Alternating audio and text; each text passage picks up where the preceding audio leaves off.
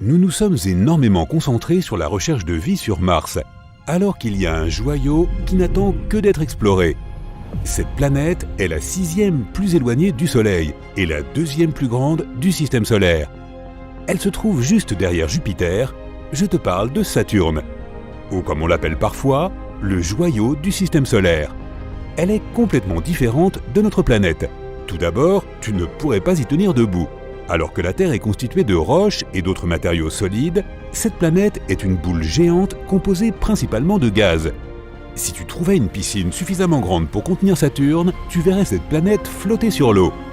Pas étonnant, c'est la planète la moins dense du système solaire. Elle contient aussi beaucoup d'hélium, ce gaz que l'on met dans les ballons pour les faire flotter en l'air. Saturne est une planète très venteuse. Les vents y sont plus de 4 fois plus forts que ceux que nous avons sur Terre. Une journée là-bas dure 10 heures et 14 minutes, car Saturne tourne sur son axe très rapidement. Mais elle prend son temps pour faire le tour du Soleil. Une année y équivaut à 29 années terrestres. Le rayon de Saturne fait plus de 58 000 km. Ça signifie que la géante gazeuse est 9 fois plus grosse que notre planète. Si la Terre faisait la taille d'une pièce de monnaie, Saturne serait aussi grande qu'un ballon de volley. Même si d'autres planètes de notre système solaire ont aussi des anneaux, ceux de Saturne sont les plus spectaculaires. On peut même les voir depuis la Terre. Il n'est pas nécessaire d'être un scientifique ou de posséder un équipement très coûteux, un simple télescope suffit. Les anneaux de Saturne ne sont pas fixes, ils sont constitués de poussière, de roches et de glace. Certaines de ces poussières font la taille d'un grain de sable et d'autres sont aussi grosses qu'une maison ou qu'une montagne. Il s'agit en fait de fragments d'astéroïdes, de comètes et de lunes qui se sont fragmentés avant d'atteindre Saturne. Ils ont ensuite été mis en pièces par la forte attraction gravitationnelle de la planète. Saturne a plus de 50 lunes et récemment, les scientifiques ont découvert une activité hydrothermale inhabituelle sur l'une d'entre elles. Enceladus est la 6e plus grosse lune de Saturne. Elle a 4 rayures de tigre près de l'un de ses pôles. Et on a découvert qu'il y a un océan juste en dessous. De l'eau et de la glace surgissent de ces rayures. On peut donc du coup se demander s'il y a de la vie. Dans nos océans, certaines formes de vie se rassemblent autour de sources hydrothermales similaires. Elles se nourrissent des composés chimiques qui s'y trouvent, tout comme les plantes de surface le font avec la lumière du soleil. De plus, certains des plus anciens microbes de notre planète se nourrissent de la même énergie que celle produite dans l'océan d'Enceladus. Cela pourrait signifier que de la vie s'y développe en ce moment même. Bien sûr, il faut des millions d'années pour que les organismes les plus simples apparaissent. Mais avec un peu de chance, on aura besoin de moins de temps pour trouver des formes de vie plus complexes. Il existe des millions d'exoplanètes dans l'espace, et les scientifiques sont à la recherche de celles potentiellement habitables. Les exoplanètes sont les planètes qui se trouvent en orbite autour d'étoiles autres que notre Soleil. Les étoiles naines sont plus petites et moins lumineuses que le Soleil. Certaines ont plus de 10 milliards d'années. C'est bien assez de temps pour que des organismes vivants s'y développent et évoluent vers une forme plus complexe. La vie pourrait apparaître sur les planètes orbitant autour de ces étoiles naines, ou comme pour Saturne, sur l'une de leurs lunes. Et voici Gliese 876b, qui orbite autour de l'étoile naine rouge Gliese 876. Cette planète est encore très mystérieuse, mais les scientifiques pensent qu'il s'agit d'une géante gazeuse dépourvue de surface solide.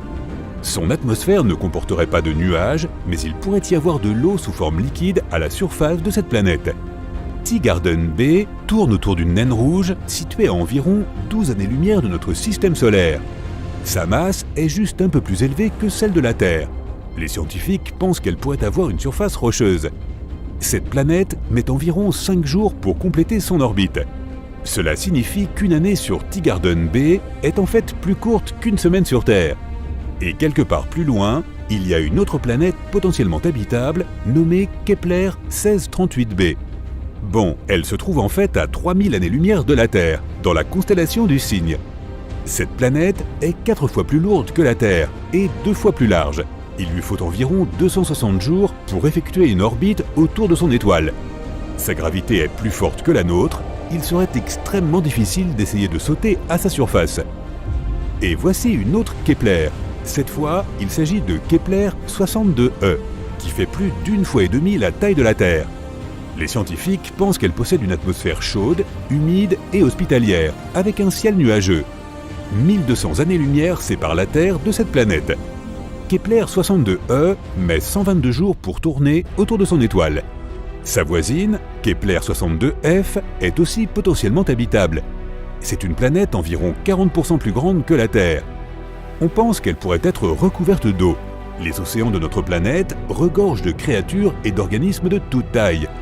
Il y a donc de fortes chances que cette planète héberge également des êtres vivants, ou du moins qu'elle ait le potentiel de développer la vie. Lorsque nous disons « habitable », cela ne signifie pas que la vie y existe forcément. Cela signifie juste qu'elle réunit les conditions permettant à certaines formes de vie de s'y développer. LHS 1140b est une planète située dans l'une des zones potentiellement habitables. Contrairement à ses cousines gazeuses, elle est solide et assez rocheuse. Son rayon est 60% plus grand que celui de la Terre et sa masse 7 fois plus élevée. C'est l'une des planètes les plus denses découvertes ici.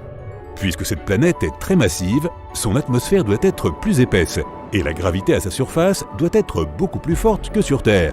C'est pourquoi tu aurais sûrement du mal à y tenir debout. Salutations de TRAPPIST-1, une naine de la constellation du Verseau. Elle se trouve à environ 39 années-lumière de nous. 7 planètes rocheuses de la taille de la Terre sont en orbite dans la zone habitable de cette étoile. Toutes peuvent potentiellement contenir de l'eau à leur surface. La température de ces planètes est plus ou moins similaire à celle de la Terre. Sur la Lune, la gravité ne représente que 16% de celle que nous avons sur notre planète. C'est pourquoi les astronautes pouvaient à peine contrôler leur mouvement lorsqu'ils y ont mis le pied. Mais concernant la gravité des planètes de TRAPPIST-1, tu t'y sentirais bien plus à l'aise.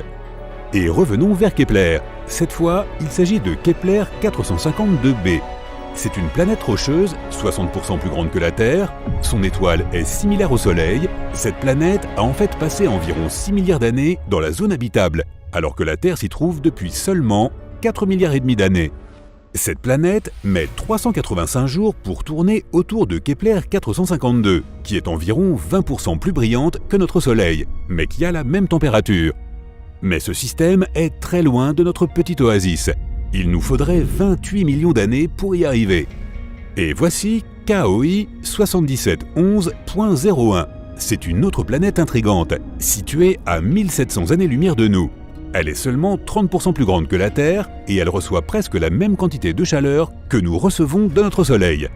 Un jour, l'homme pourrait commencer à coloniser la galaxie et chercher de nouvelles planètes pour y vivre. Nous devrions alors faire de très longs voyages. Et peut-être qu'un jour, nous atteindrions Proxima Centauri. C'est un système relativement proche qui possède des planètes que nous pourrions potentiellement habiter, comme Proxima Centauri b. Elle se trouve à plus de 4 années-lumière de la Terre, et même si cela ne semble pas si loin à première vue, ça l'est en réalité.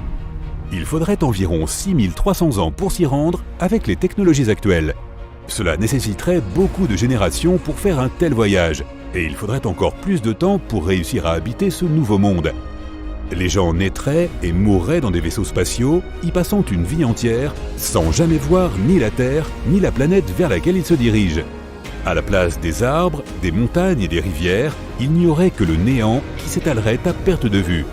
Ils ne pourront jamais se promener dans des rues inconnues, respirer l'air frais, sentir le vent. Le seul endroit où ils pourraient voyager serait leur propre vaisseau. Certes, un tel voyage ne serait pas simple, mais peut-être que cela vaudrait le coup si cela nous permettait de construire des mondes aussi beaux que celui dans lequel nous sommes nés.